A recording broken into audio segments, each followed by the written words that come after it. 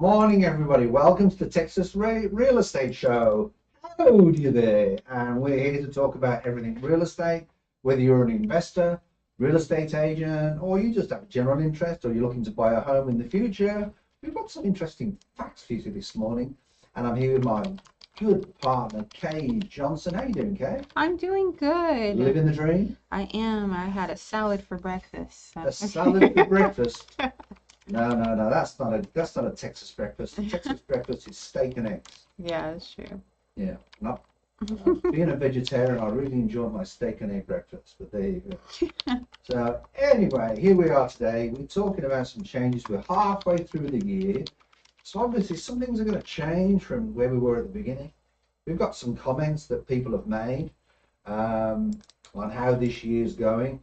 Where we are in Houston, it's been interesting because we looked at an article where it said that the market had dropped in Houston, but to be perfectly honest, we, as an office at Century 21 Olympian, we've been pretty busy. Our agents have been, relatively busy. Obviously, you can always be busier, but the truth of the matter is we've sort of had a steady pace of business. We've done a lot of rentals, but we've got some points that we're going to bring up. So, Kay, what's your first point you want to bring up this morning?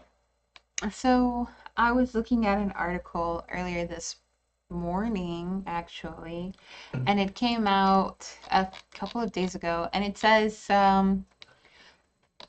you want to snag a real estate deal, these 20 cold markets may be a buyer's best shot at a bargain. So just talking about cold markets and the fact that it looks like it says about 15 out of the 20 coldest markets are, of course, in Texas, Louisiana, and Florida, I believe.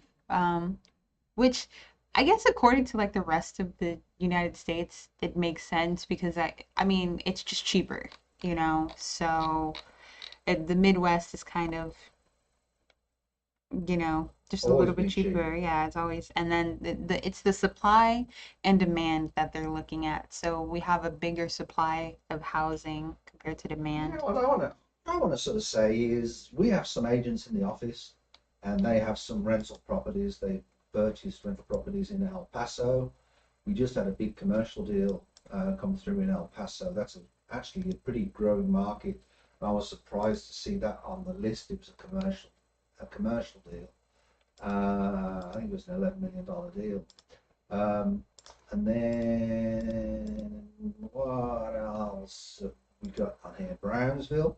I see that one. I believe we've got one agent down there that owns a fourplex. McAllen, Edinburgh, and Mission. That's another area where people have purchased some rental properties. And obviously, it's a problem if they live in Houston and they've got to go down to these areas because you're looking at a 2 hour or 3 hours drive. And we've had 2 or 3 agents purchase properties in Corpus Christi, which is all the way at the bottom. And obviously they've got property management companies that are managing the properties for them, getting in clients and such like. And they, some of them have done pretty well, to be perfectly honest. Makes sense. Yeah. One of the properties, and I forget which city it was, the tenants ended up vandalising the property. I think it was El Paso. Oh no. Yeah, it was a fourplex and they vandalised one of the units. But that's the risk that you take, to be perfectly honest. Yeah. Well, that's kind of crazy, Yeah. but it makes. But I mean, Louisiana's always been a little bit on the low side. Some of the places in Florida surprised me a little bit. Panama City, Naples, Cape Coral. I mean, Miami, Fort Lauderdale. That's a bit of a surprise. Yeah.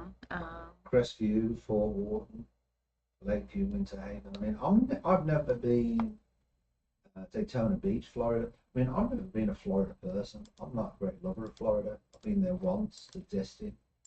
I thought it was grossly over expensive, And especially, I don't like the idea of getting too many hurricanes, especially if you're on the Atlantic side. But I think I think you brought up some interesting facts there, But when you look at the other places on the map, See the red areas? Mm-hmm.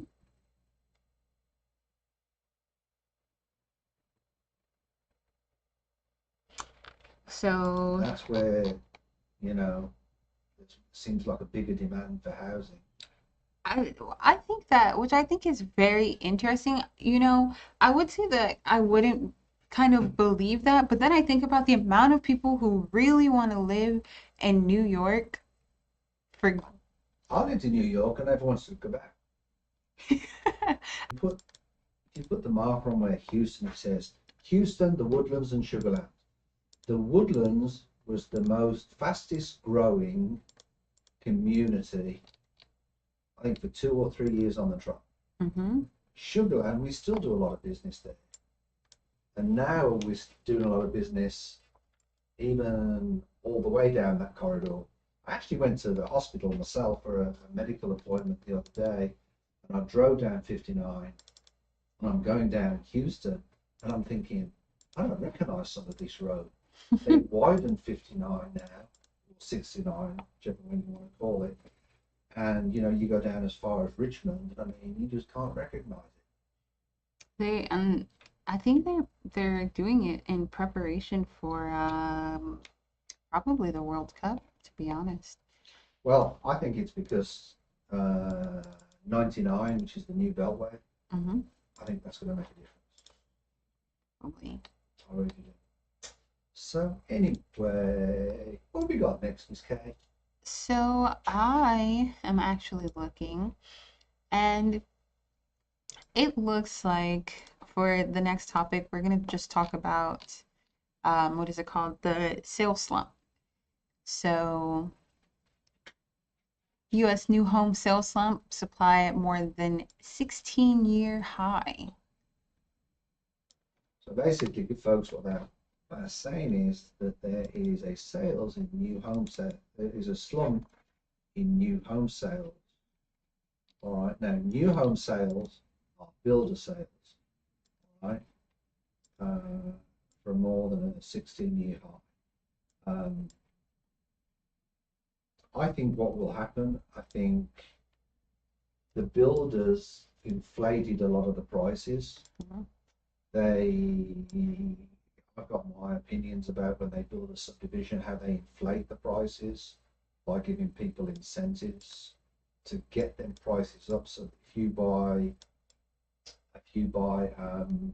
in a brand new subdivision where it's just got the streets, and you're buying the first, second, third, and maybe fourth house in a subdivision, you're going to get upgrades that's more available to you. It's going to push the price of your home, because the builders, what they're trying is to push the price of the home up, so they've got a comparison. So all the houses coming in behind you, they don't give them so much of an incentive, but you've got a price on a house.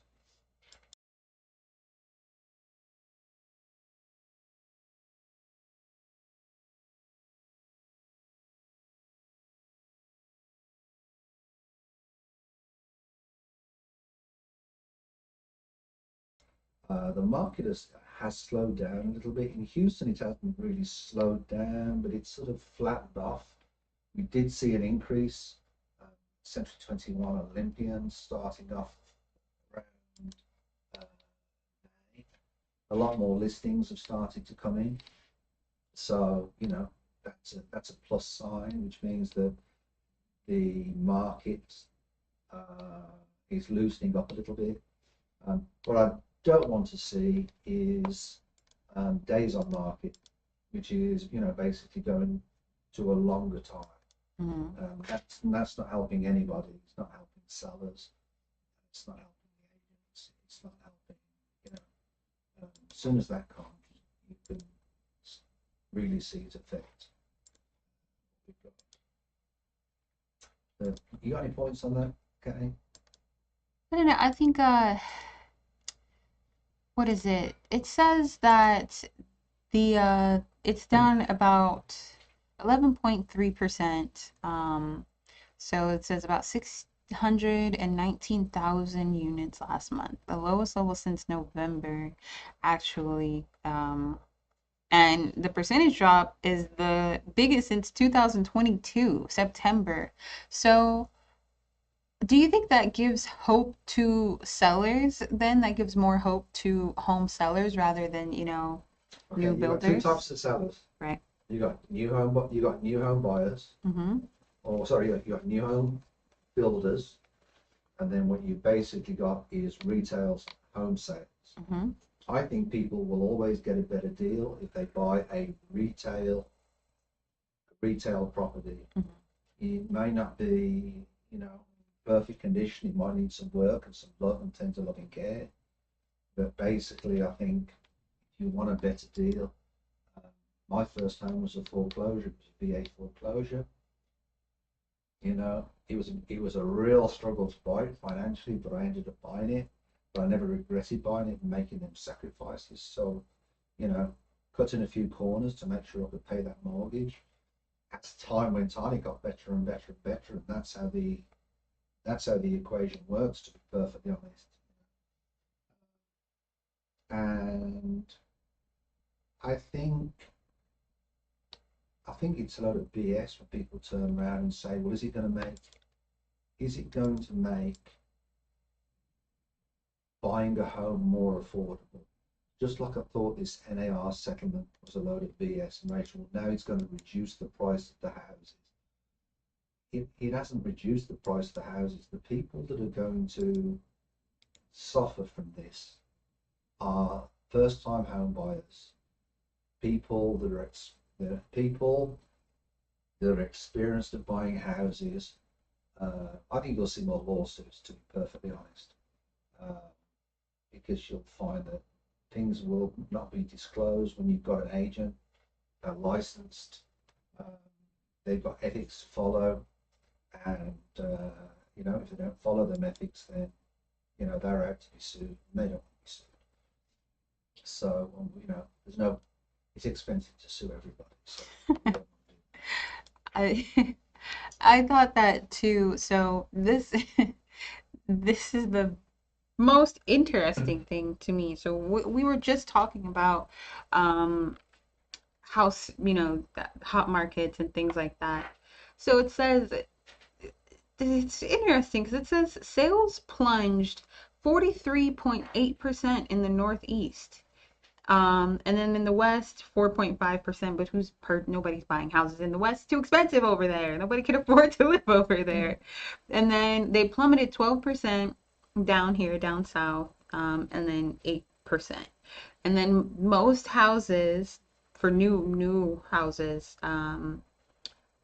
they went from 400, the median price went from 417,000 to now 399,000. So it says nearly half of new homes sold last month were priced under 400,000 right. realistically. So I think, I do think it feels better for people who are interested in selling their homes rather than investors who are investing in these huge properties, like, all these new townhomes being built everywhere. Plus, personally, I think that older houses are probably going to last a little bit longer just because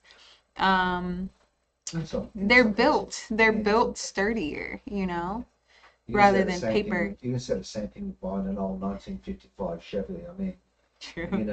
but to a degree, the rule of thumb is when you buy a house, it should be updated every 10 years. Mm-hmm. All right, codes change and everything else. Even rental properties should be upgraded every 10 years. Right. Probably more so because some tenants don't look after the properties like they should. But what I would like to sort of say to everybody is, you think that what really affects the price of the home is what people are earning to the price of the home, and I feel that that's what the issue is at the moment. I personally feel, because as I've got older, I've become more of a minimalist, that I feel people overspend on, there's no other way to describe it, as shit. you know, I mean, when I look around the house and look at the things that we've purchased, and as you get older, you think, why don't we buy that? It's just stood in a wall for nothing, you know, gathering dust. You don't like your decor, Stephen? Well, you know, I've got Rolls Royce in the backyard, just sitting there doing nothing. You know. At least you could say you have a If Rolls anybody wants Royce. to make me an offer on a 1979 Rolls Royce Silverado, let me know. You know, just go in the, you know, I'll sell it to you at a great discount. So, You know, a couple of grand will do and come pick it up. It's all yours. But no, it's, you know, it is what it is. yeah. So, But I don't want to, you know, I wish it was more expensive. But I just think what can be done, people buying houses more than else, is the government need to have programs which will help first-time home buyers buy a house. But one of the other problems is there's a stigma in the US, and I fight this because I'm on a number of HOA committees, where there is a stigma with renters and a stigma with owners. Owners don't like renters because they feel that they don't look after the property like they do. And I say to everybody, whether you're a renter, whether you're an owner, it's your home. And that is really, you know, if you're a renter, look after it like you. I don't know. I think that that's interesting because I've rented, you know, all of my life, and I try to take care of my house as much as possible. I don't want to live in When I like a moved place into that I hate. I'm not going to say where I moved into because I still own the house. But not a house, it was a condo. When I moved into my first condo, I bought the condo before I bought at the VA foreclosure, and I was living there for a time. And what I was doing was I was buying it owner financing, and I've still, as I said, I've still got it as a rental. And the amount of people when I first moved in that thought I was a tenant, and I felt that I got treated different when they found out I was an owner. I can imagine. Anyway, I think I've known people who have rented their houses for like 15 years to even 20 years, and they take care of it. You would think that that was, you know, their house because they've lived in well, it my for so belief is long. you should never expect anybody to live in a house that you would live in yourself. But unfortunately, there's a thing out there called a slumlord, and it's like a slug. Them are the people that feel so bad. Anyway, next point. What we got, boss? So we're just talking about moving now. Speaking of, so a couple moved from the suburbs, or I'm sorry, from the city to the suburbs. So he moved from Chicago to a small town in North Carolina called Bolivia to be closer to family and things like that. And then one of the big reasons to why he did it is because he thought that it would be cheaper than living in Chicago. So essentially, the story is that they moved out of their 1,300 square foot apartment overlooking Lake Michigan into a 2,000 square foot 4-bedroom house with a yard, and they their new rent was $2,950 a month, which was $250 more than what they paid in Chicago. Which, I mean, you got a lot more space. You got 700, and you got 4 bedrooms now. So Well, there's a number of things I want to pass my opinion on this. The first thing is, if you live in a city, all right, you might pay a little bit more on your rent or your mortgage to live wherever you want to. But if you're really sensible, and if you live in a nice city, you can cycle to work. You can go on the metro, you know, depending on what the city is and, you know, how it's policed. You can socialize and go to your various restaurants in the city as well. I don't think living in the burbs, I don't live in the burbs. I live more in the city. But I don't think living in the burbs is all that it's meant to be. Because yes, you can have a bigger house. Yes, you can have a bigger yard. But there's more taxes that you end up paying on the property. One of the things that you probably don't pay in the cities, like for Houston, for example, you'll pay part of your property taxes per year is Houston City, water. It's in your taxes basically for, the Houston water. But when you go out to some of the burbs, you're paying mud water district fees. Some areas you're paying what they call PID, which are, some of the property taxes that you pay are just, very, very expensive. Some of the schools are very, very good in the burbs, to be perfectly honest. But a lot of people come to Texas and they move to Texas because they think there isn't no state taxes, but you have to pay property taxes, and our property taxes are considered high to other states out there. Mm-hmm. I've got one client who is a very, very smart girl, and she moved here, I believe, from West Coast in California or Washington or whatever. She lives in an RV in Houston, and she owns multiple properties. Properties of buying some more properties for her, but she lives in an RV. I look at her as a minimalist as well. She's the one that really got me into it. And, to be perfectly honest, I mean, she's living, to a certain degree, I think she's living the dream. Yeah, I mean, a lot of people are opting to live She's in living in an RV, so she's not paying vans. property taxes. Hmm? Very, very smart. Hmm? Everything's been invested and reinvested into and it will be in another 10 years. I think she'll have a property empire the way she's going. Yeah. She's been a client of mine for 12 years. It's just amazing, to be perfectly honest. It's I think it's really cool, and I do think that it's very smart, like a very smart thing to do. Yeah. I wanted to go through and kind of talk about the changes that these people experience, though, with them purchasing, or they didn't even purchase, which I think personally is very strange for you to move out of the city, and then not purchase a home. Like personally, I think that, and then to complain about it being more expensive, I think that that's kind of one of the things. It's interesting to me, but also they live in an electricity co-op, which I don't know what that means, but they had to pay $450 just to get their lights turned on.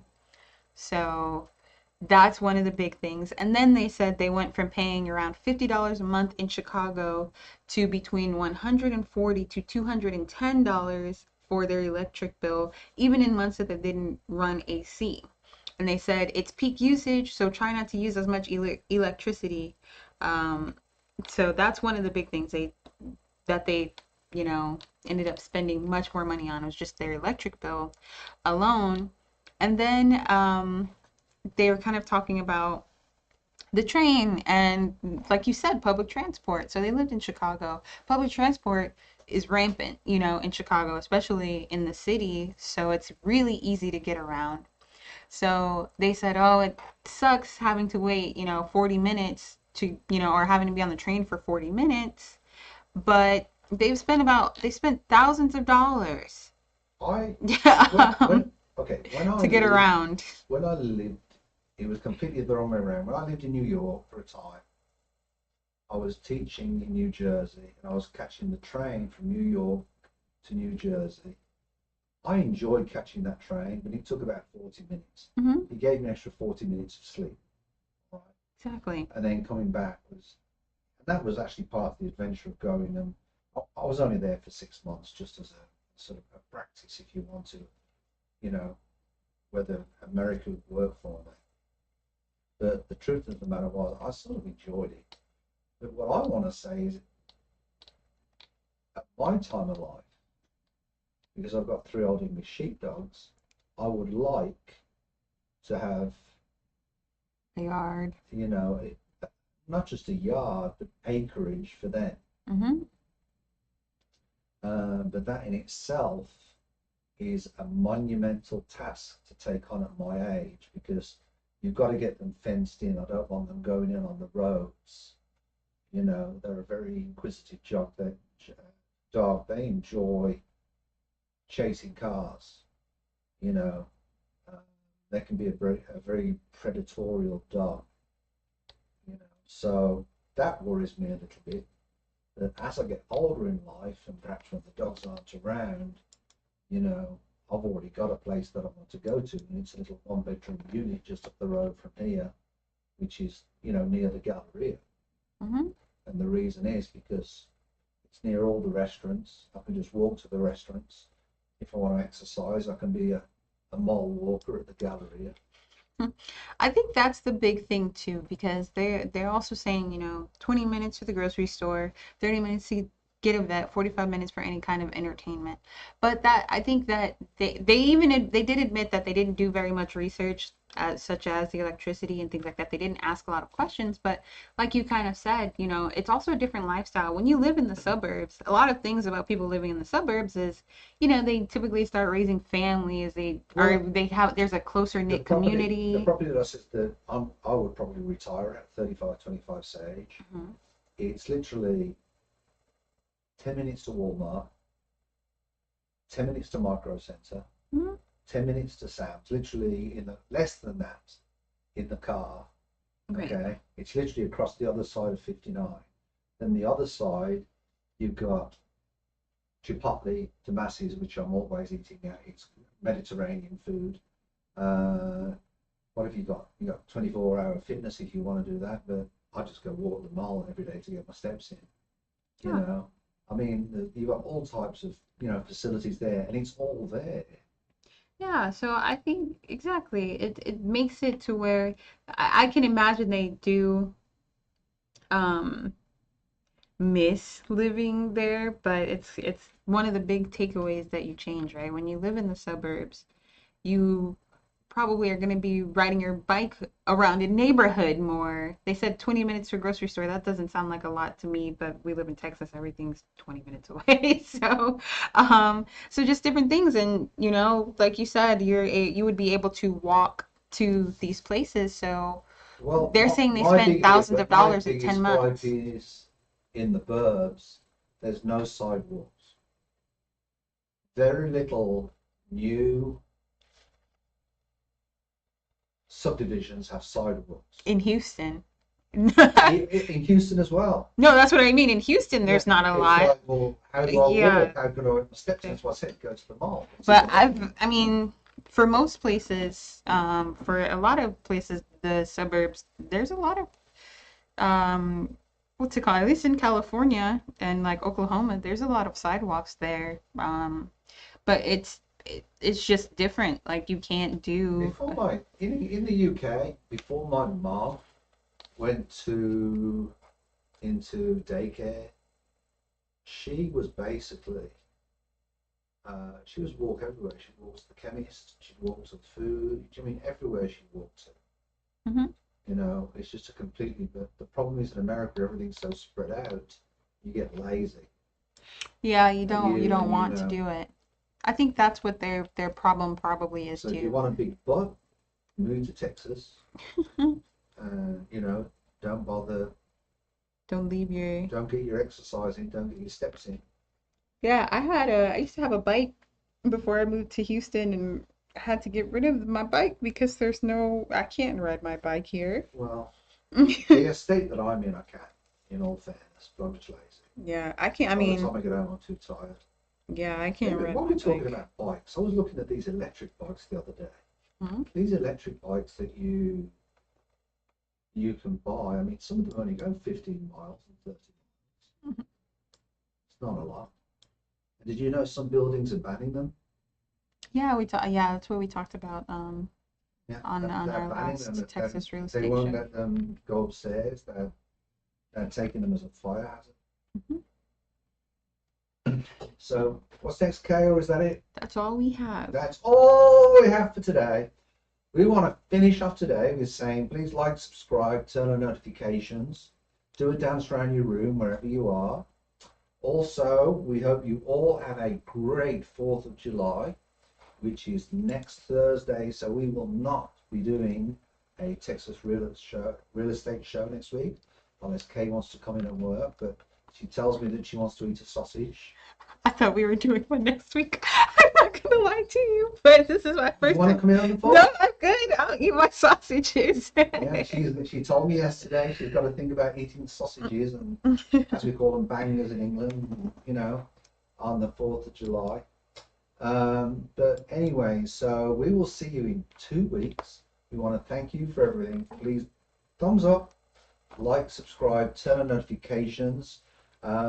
We hope England in the Euros do well this weekend, as we haven't played very well this week, so that England play well. And I believe the US are doing okay, I believe, in Copa America. But anyway, until same time, same channel, 2 weeks time, see you then. Have a good week. Ta-da for now.